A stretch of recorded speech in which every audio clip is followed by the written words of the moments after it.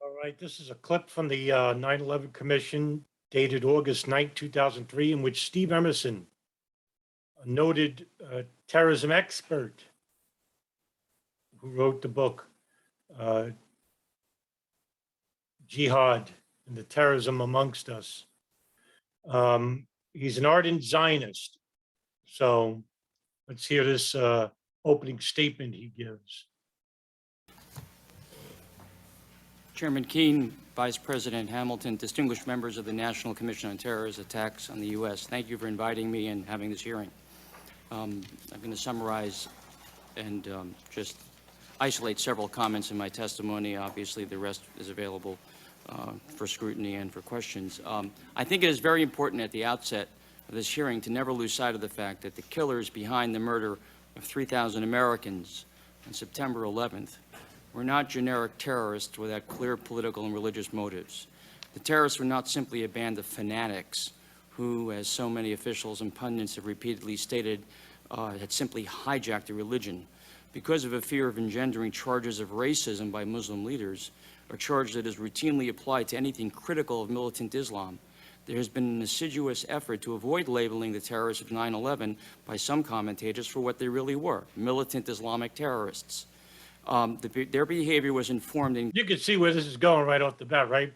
So this guy just wants to say that they hate us for our freedoms and this and that. He's just going to go by the official mantra. Women wearing dresses below the knee, above the knee, no good.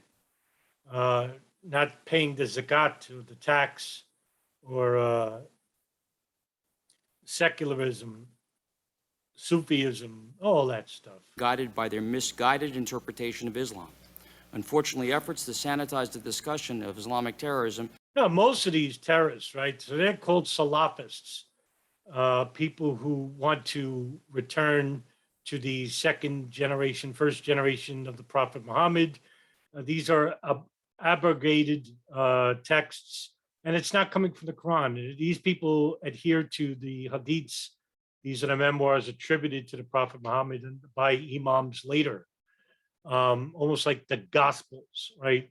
These are people who are came after the death of Christ. They were written by people well after the death of Christ. So here you have Steve Emerson basically just suggesting that these are a rogue element and they hate us because they have hijacked the religion. And I'm going to show you how that's completely wrong. Has led to explanations that exonerate the masterminds and perpetrators of any responsibility for their actions. In fact, a special Hollywood broadcast after 9/11 noted that the attack of 9/11 was simply, quote, pure evil, had nothing to do with religion. In fact, the 9/11 attack had everything to do with religion. It had... No, it didn't. And there, see, there, I knew it. I knew this guy was going to go there because he's a freaking hardcore Zionist. All right, so here's the problem with Steve Emerson is that he's basically ignoring years of declarations that go back to, 1993, for example, when Ramzi Youssef gave a statement before his sentencing, and he got 240 years for his participation in building the bomb for the 1993 World Trade Center bombing. Here you have, right? Here you have a guy who basically is telling you that we're doing this because we learned this from you and because of your disastrous foreign policy. And we've heard this throughout. Notable terrorists, the leaders of these groups like Al-Qaeda, now currently the Islamic State, it's nothing to do about women having voting rights. It's everything to do about foreign policy, everything to do about our being allied to Israel and Saudi Arabia, the kingdom, who they consider munafiq, fake Muslims. Right? They want Saudi Arabia, the kingdom, to want nothing to do with the United States.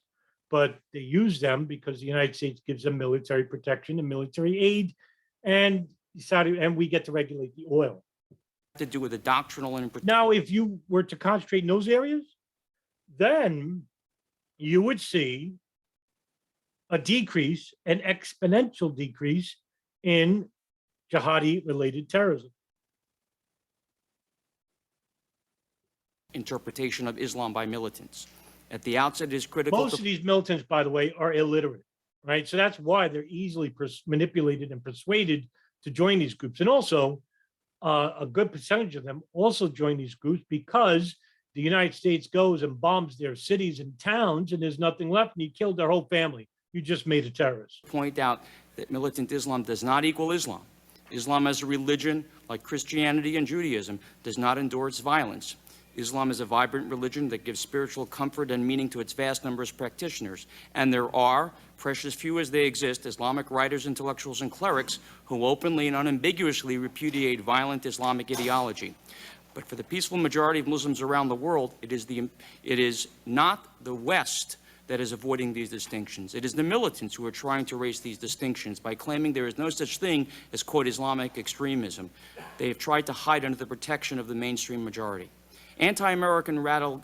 Yeah, and who suffers the most? Not the West, the Muslims, because the United States is just basically reacting, and that's all the United States does. They don't know anything about peace. They know about violence. They know about reaction. Saul Alinsky once said that the action is in the reaction. So when 9/11 happened, the United States, bin Laden even precipitated and predicted that the U.S. would respond. And sure they did. They tried with the 1998 East Africa bombings, but Clinton didn't extend the military into Afghanistan. So the next step was, we got to take it to the United States. So they went inside the United States, planned these attacks, precipitated attacks, and these attacks were allowed to happen. And basically, the United States says, we're going to war.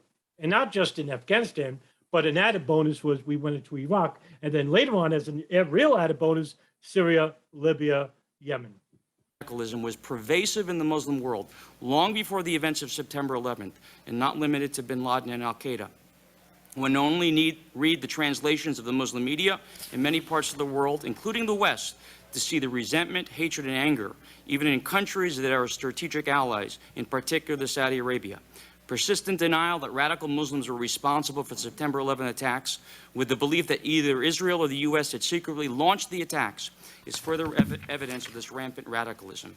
The extent of radicalism... No, it's not too far-fetched, though, Steve, because when the United States intelligence agencies like the CIA and the NSA were conducting signals and human intelligence on the Yemen hub in Sana'a, Yemen, an al-Qaeda communications hub, they became aware about a meeting in Malaysia, and they started following them and haven't stopped since. With the NSA, shit, it goes back to the early 90s.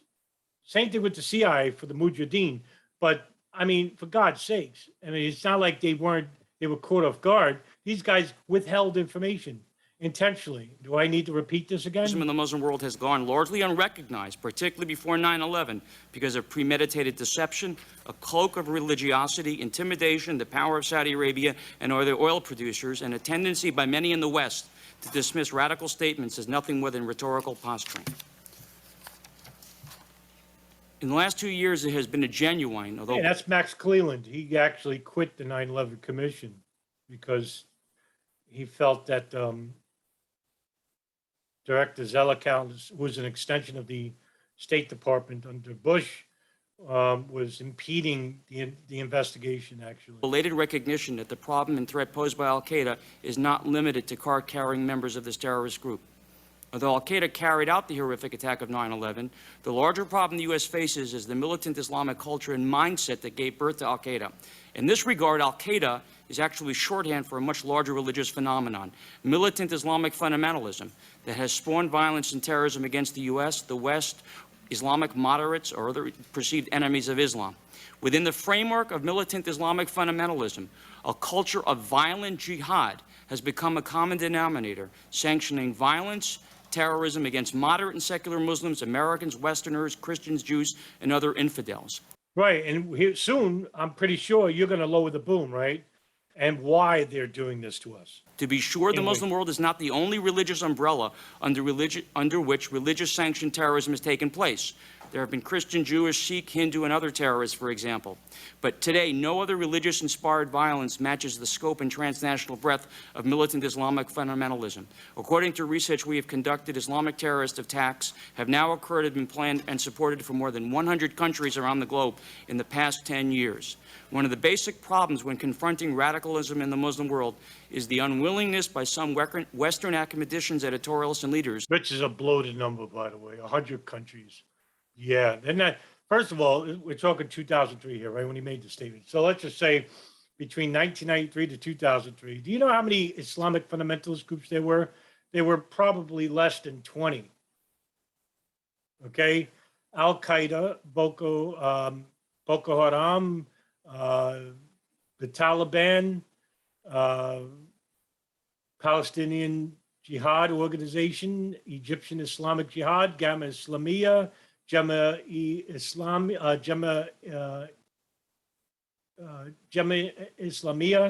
Abu Sayyaf, Al-Qaeda in the Arabian Peninsula, Al-Qaeda in Yemen,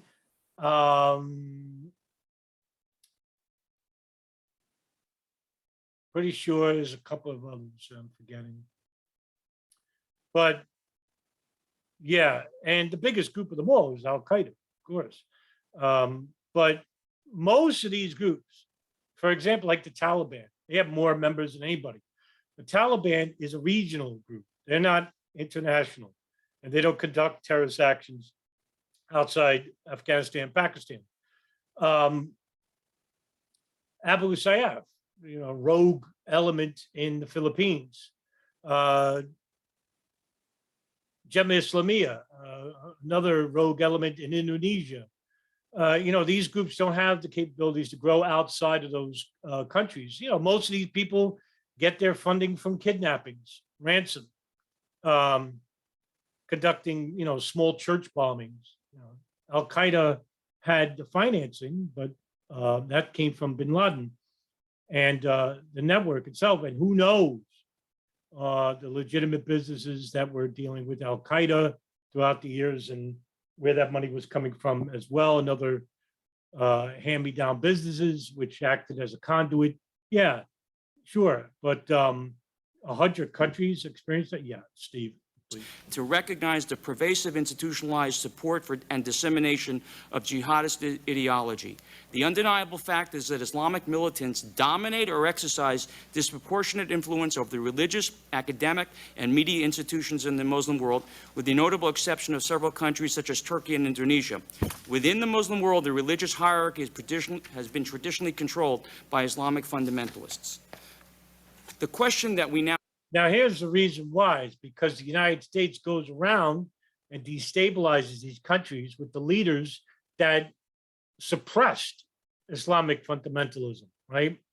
So, for example, this is something I tend to bring up in videos and do videos about the history of Arab nationalism, right? When Arab nationalism was predominant in the Arab region throughout the early 20th century, late 19th century, in countries like Afghanistan, Syria,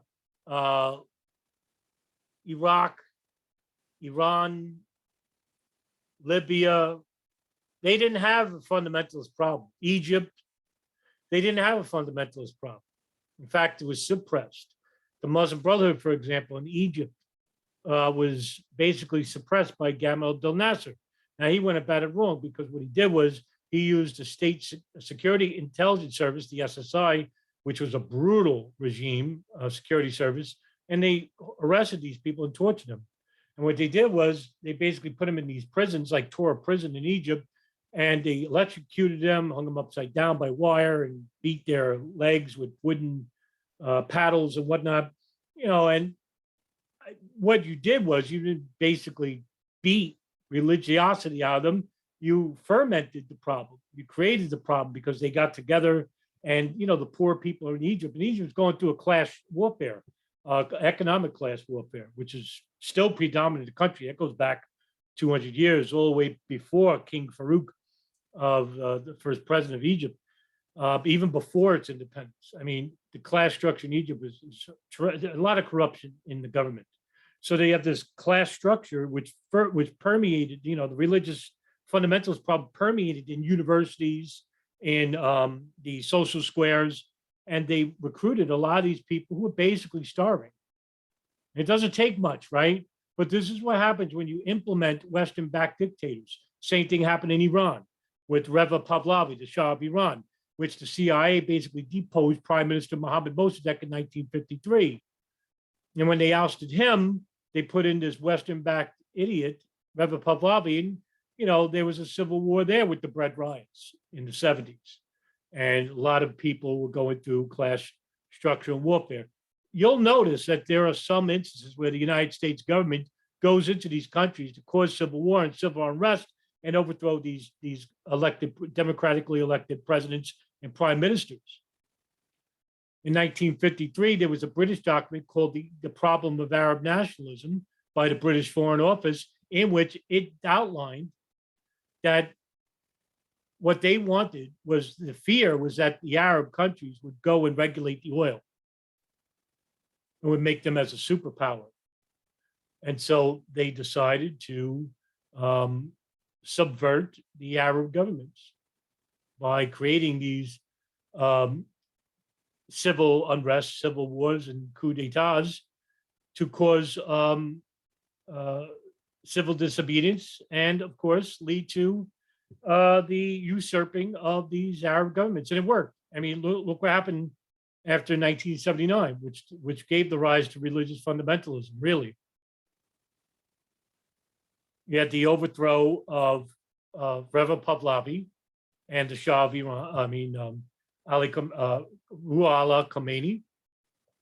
You had the Grand Mosque seizure by Juliman al-Otami. That was an act of defiance against the Saudi kingdom.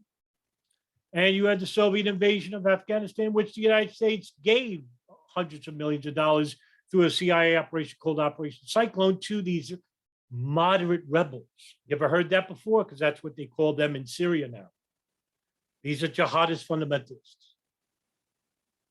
They're the ones who replaced the communists and the Cold War, and the Pentagon bloated budget continues to be bloated. As long as war is meant to be continuous. Isn't that George Orwell said? War was never meant to be ended. It was meant to be continuous. Now face, and that which will be the discussion today, is to what should the response be? What caused this radicalism, and how should we behave in the future? Let me just state this. I do not believe that the enmity, anger, and hatred developed among Islamic fundamentalists in the Islamic world is a result of U.S. policies. I believe it is the result of the U.S. existence. There it is, right? There it is. It's not through U.S. policies, because God forbid we start looking a little bit deeper at our allied friendship with Israel, right, Steve? Or maybe our allied friendship with Saudi Arabia. Well, I hate to break it to you there, Steve, but nothing you said is absolutely true regarding why they hate us, right? I'm going to show you why they hate us. And I'm going to give you the words of the very people who enact terrorism against the United States and their interests. And it's going to come from Osama bin Laden, in which I'm going to play a video that was shot in 1996. Okay.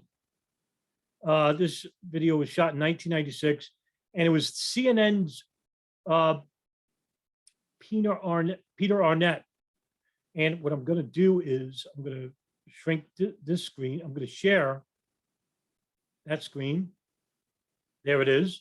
This is in 1996.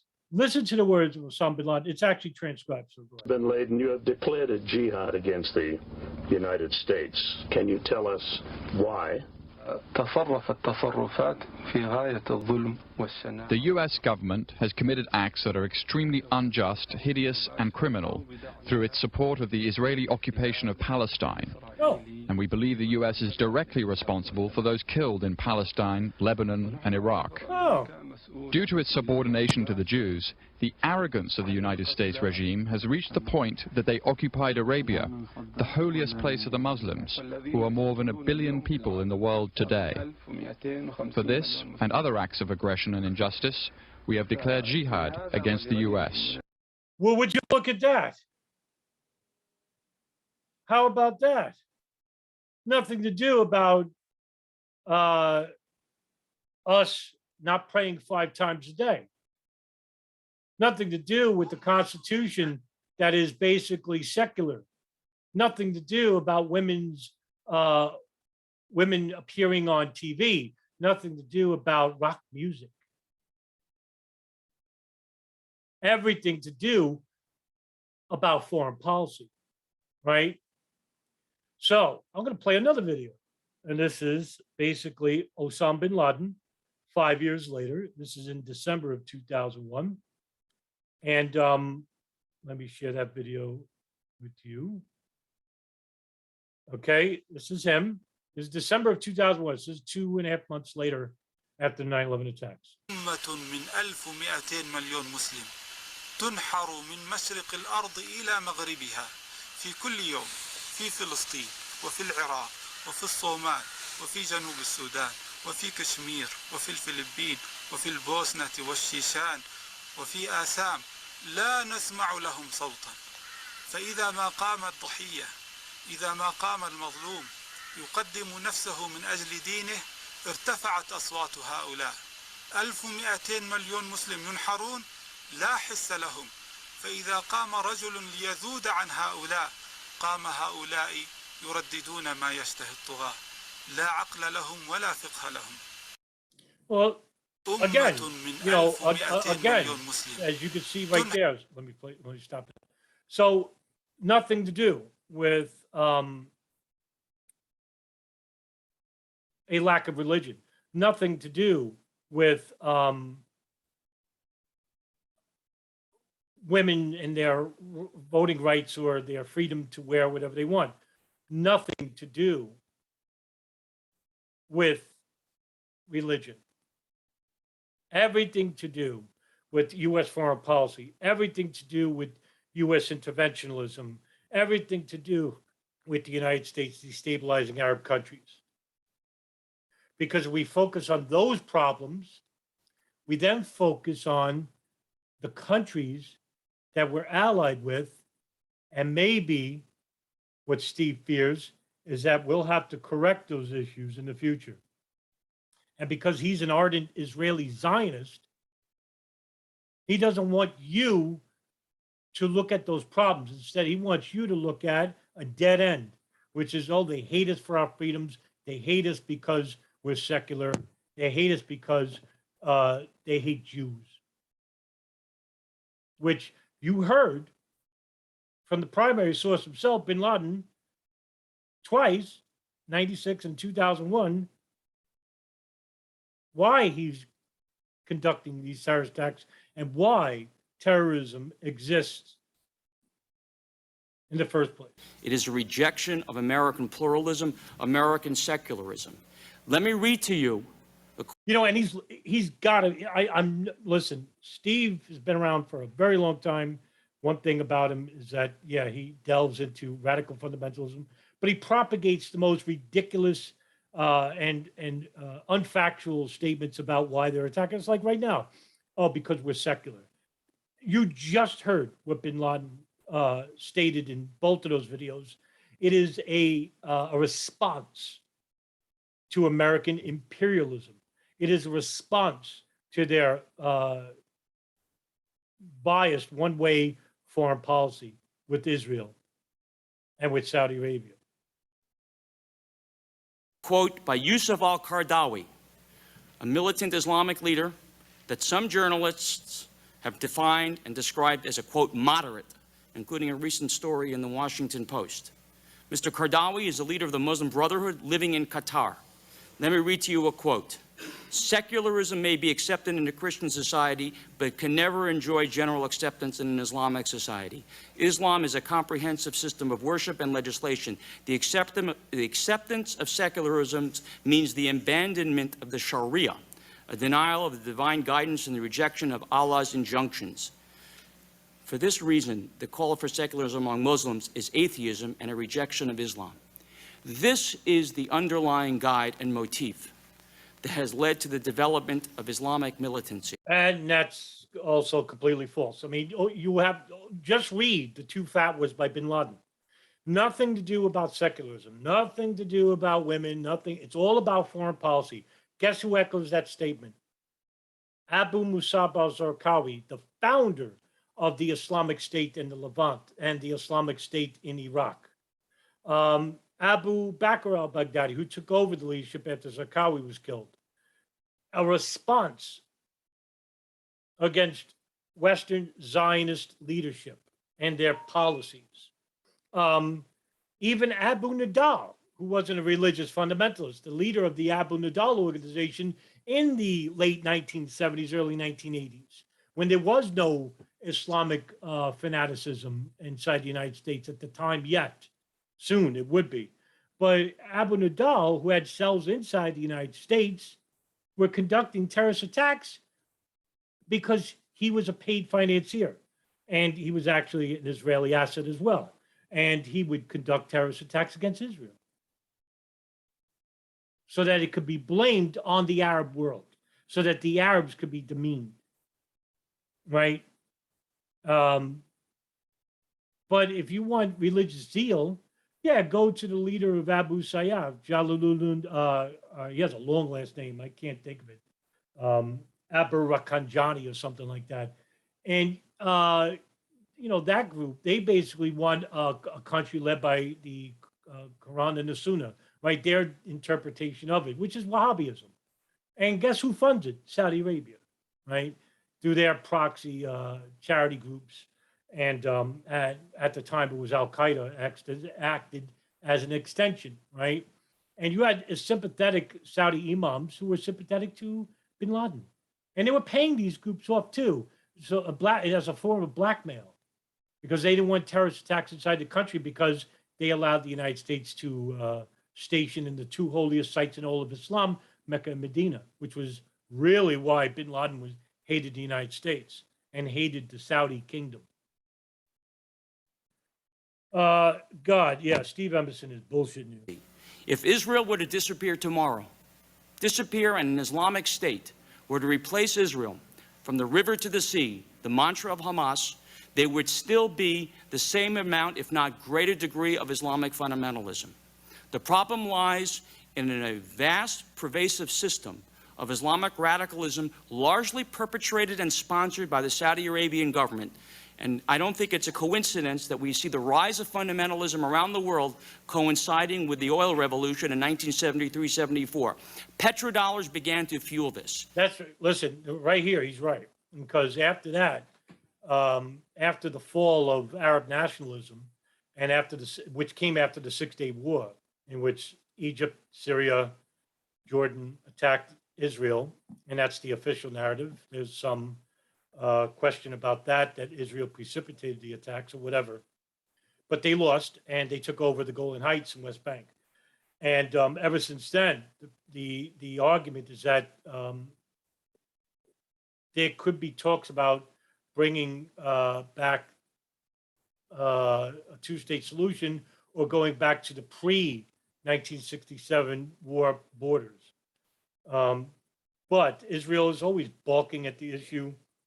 And then whenever there's peace talks, there's always this terrorist attack from the Palestinian Jihad organization or Hamas. And, you know, Hamas is basically just a proxy group that's, a terrorist organization. They do these small makeshift bombings. And then because of this small bombing in a pizza shop or in a street that kills, 2 to 10 people, the Israeli response is over-sensationalized. And they saturate, these Arab Palestinian communities and neighborhoods with bullets, 1,000 bullets. And, when we had the second Intifada, it was like all these former Israeli soldiers that came out later and said that, we spent like 1 million bullets in the war. It was like we were just shooting for the sake of shooting. And they shoot children and stuff like that. Oh, we got to defend ourselves. And the United States backs it up in the coalition. So does the United Nations. It basically, and they're all like influenced heavily by Zionist politicians. And of course, AIPAC, the American Israeli Public Affairs Committee, which has a large influence in American politics. But that's not, it's only Israel. You have a large contingent of Zionists inside the United States, and they're Christian. And these are the evangelicals in the red states. And they believe that Christ comes back during the Battle of Megiddo, in which, all the nations go to Megiddo and conduct a war, and Christ returns and kills all the people that, don't have a second chance at repenting, and kills all the Jews that don't repent and turn to Christ. The Jews actually believe after building the third temple, Mashiach comes and basically enslaves humanity. I think I could be wrong about the finer details, but I think it's for every Jew, they give 500 Gentiles as slaves in the afterlife. These literate interpretations of religion, this is what's the danger of it. And that's why I'm an atheist, but not an atheist to the extent I'm an anti-theist. I think all religion is stupid. I think the message regarding Islam, Christianity, and Judaism is lost. And it's lost on the religionists, the people who take it on the literal translation. That's the Wahhabis. That's this, these jihadists.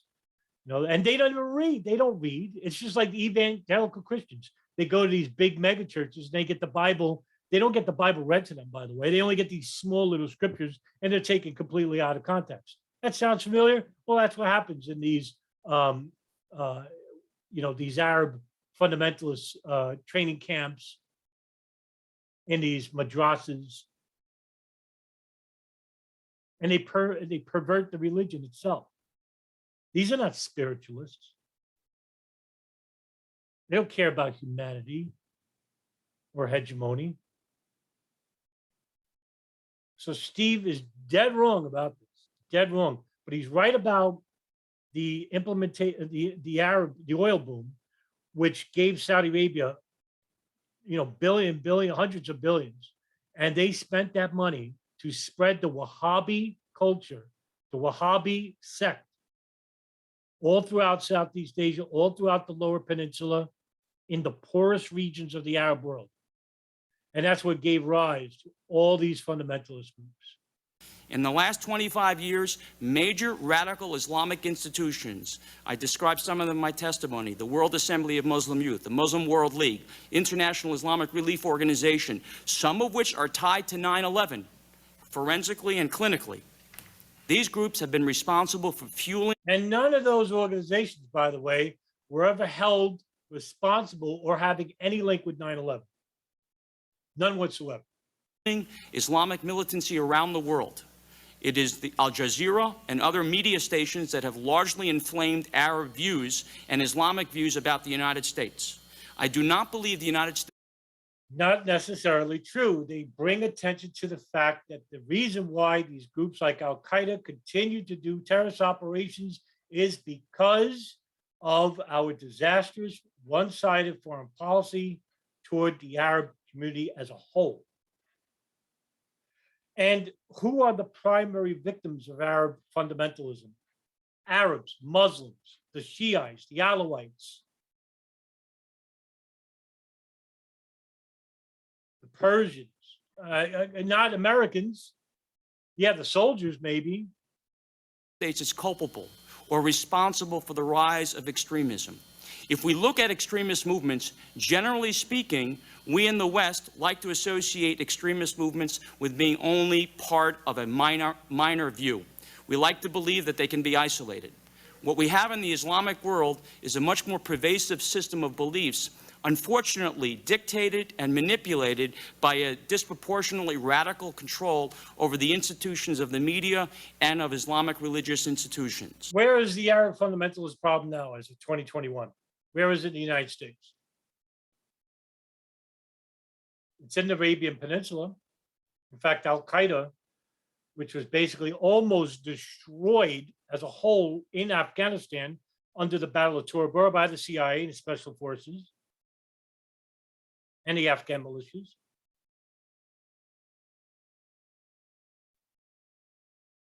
And now they grew because of our disastrous response to 9/11.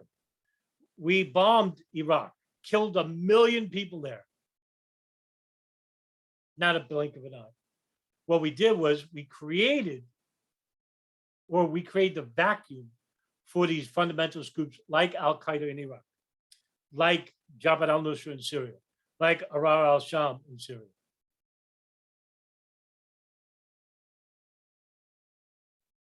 They don't just arise out of nowhere as a response to hating us because we're secular. They are a response to our imperialistic nature toward the Arab world. I do not agree with my colleague, Ms. Bronson here, that, for example, Israel was putting money into the groups that would eventually become Hamas and Islamic Jihad. Well, no, she would be right, because guess what? That came from the Israeli IDF general, and I forgot the name of the general who came out later and said that he regrets that they helped Hamas initially under its founder, Sheikh Yassin. And the reason why they helped grow Hamas was so that they could fight against the PLO, because at the time the Palestinian Liberation Organization under Yasser Arafat was beginning to reconstitute friendships with the European Union, right? Germany, France, to concentrate on the Palestinian problem.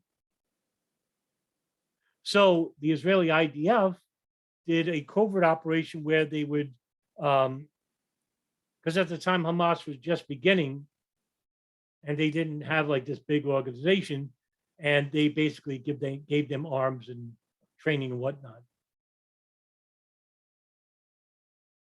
In the early 1980s. And yeah, so I mean the 90s. So there you have it. But that's historical fact. That's not, we're not making anything up. We're not like fictionalizing information. This is known fact. And for Steve to just basically say, oh, I disagree, you can't deny the facts. Anybody with a search engine can look it up. Israel, for example, in the 1980s, was allowing Islamic institutions to develop in Gaza and the West Bank because that's what it tried to do in terms of allowing more freedom to local populations. Unfortunately, it was occurring at the same time the entire Islamic world was being radicalized, in part by Jihad in Afghanistan. As a result of which, when Hamas was created and Islamic Jihad was created, we also saw the creation of more than a dozen other radical Islamic groups in Algeria, Tunisia, and elsewhere. As a response to what? Yeah, in Algeria, it's the Algerian Islamic Jihad, right? Basically, which was a response to the repressive regime under Benedictine, in which again, class warfare system. You have a bunch of Algerians in these poor remote regions in Tunisia who weren't getting work because you have a large contingent of French nationalists who are residing in the country, taking over the high-paying jobs. And the religious mullahs there, Ali Benjadi, he basically, and Abbas Ahmadasi, basically catered to the poor regions of the Algerians and said, hey, we should rise up and create a faction within the government and try to win the election, in which they did. They were a group called the FIS, and they won the election in a shocking turnabout. The people voted for them. Oh, I wonder why. And then when the FIS won the election, the army basically arrested the leadership and imprisoned them, which led to a civil war. And then the religious fundamentalist groups like the Algerian Islamic Jihad took over, and they basically created these mass atrocities. And this is for the historical record. You have a number of the intelligence services in Algeria, I think it was in the army, who basically became informants inside the Islamic group and were training them to conduct these mass atrocities. So again, this is not, I mean, God's sakes, CIA, were basically funding the Mujahideen through the Pakistan ISI. And of course, you had Saudi donors, right? It's not like this is a secret, Steve. The intelligence services are always undermining these Islamic fundamentalist groups to manipulate them, to persuade them to react in a certain way. This is not new. This whole rise of Islamic fundamentalist ideology is coterminous with a vicious type of belief system that views the West, the United States, and the enemies of Islam to be defeated, subjugated, or repressed. In the Islamic militant mindset, the world is divided between Dar al-Harb and Dar al-Islam. Dar al-Harb is the house of war, where it's permissible to wage war against those institutions or countries that do not subscribe to the Sharia or are not under Islamic sovereignty. Dar al-Islam is the house or the abode of peace, where that's where Islamic sovereignty reigns, such as in Iran, as it used to in Afghanistan, as well as now in the Sudan. And none of this exists in any of those countries now. I do not believe we have silver bullets here. There are silver bullets when it comes to stopping terrorism. Steve There is absolutely no doubt. Steve will have you believe there's a radical fundamentalist hiding behind the milk carton in the refrigerator. This guy wants you to live in a perpetual state of fear, and the only reason and the only way we can deal with the problem is through military intervention in these countries and destroy them from within. In my mind, that law enforcement needs effective tools, as they have been given under the Patriot Act, to fight terrorist groups, seize their assets, as they have done. The problem is militant Islamic clergy, not just in Saudi Arabia or Qatar or elsewhere, but also in the United States, have portrayed every single attack on terrorist groups, including the freezing of assets and the arrest of actual terrorists, as somehow an attack on Islam. It is these, quote, moderate Islamic clerics, and I say so-called because they pretend to be Islamic moderates to the West, but in fact they are not. Well, the United States called them moderate rebels in Afghanistan when they were not. The United States called the moderates in Syria moderate rebels, and they were not. In fact, in Syria, we were funding them. Same thing in Afghanistan. Same thing in Iraq. Same thing in Libya. Right? Who overthrew those governments? The United States did. And how did they do it? By arming and training these fundamentalists in those countries. Remember when Hillary Clinton said, we came, we saw he died? That's right. It was through her and Samantha Powers and Susan Rice under the Obama administration, in which Obama didn't want nothing to do with Libya and persuaded him to basically endorse the radical fundamentalist units and overthrow Muammar Gaddafi, in which now, now there's open slave trade markets in Libya. It's basically a decentralized mess, thanks in part to the United States. Syria, they tried to overthrow Bashar al-Assad government by using the CIA in the Timber Sycamore program to train and arm these moderate rebels that Steve loves to use. I'll give you one very good example. The World Assembly of Muslim Youth. It's a Saudi-run foundation with offices in dozens of countries. It has openly supported Islamic terrorism. There are ties between WAMI and 9/11 hijackers. It is a group that has openly endorsed the notion that Jews must be killed. WAMI in 1995, after the Oklahoma City bombing, issued a statement and provided money to the victims of the Oklahoma City bombing, together with other Islamic groups, in an effort to portray itself as being very sympathetic to American problems and trying to show that it was anti-terrorism. It is this very group that has consistently portrayed the United States, Jews, Christians, and other infidels as enemies who have to be defeated or killed. And there is no doubt, according to U.S. intelligence, that WAMI has been tied directly to terrorist attacks. The problem is WAMI and its external group publications tries to issue statements protecting its identity as a moderate group when in fact it is anything but.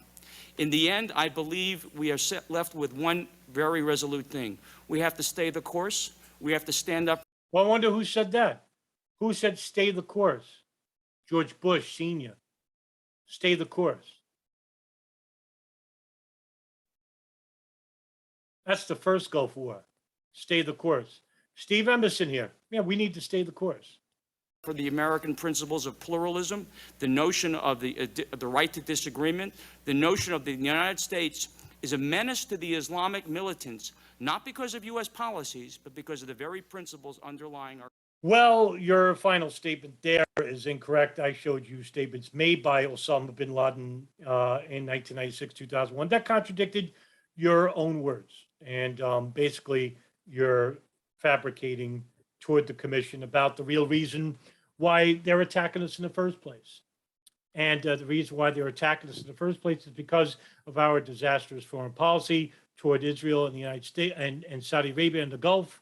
And if you look at the history of Israel and Saudi Arabia, you'll understand why our foreign policy to the present day is basically a complete and utter disaster for the Arab people as well as the American people economically. Because while the money goes to the Pentagon, while the money goes to the private military industrial corporates, while the money goes to these foreign lobbyists of the Gulf and Israel, guess where that money doesn't go to? The American people and to the public sectors like education, healthcare, and Social Security. Social Security is depleted. Why? Because these institutions, these areas, which basically are the lifeblood of the United States, are being sucked up by these vampires in U.S. Congress. And that's why I'll continue to do these videos and show you the hypocrisy as well as the outright lies by these people testifying at the congressional inquiries of the 9/11 attacks. And I'll see you in the next video.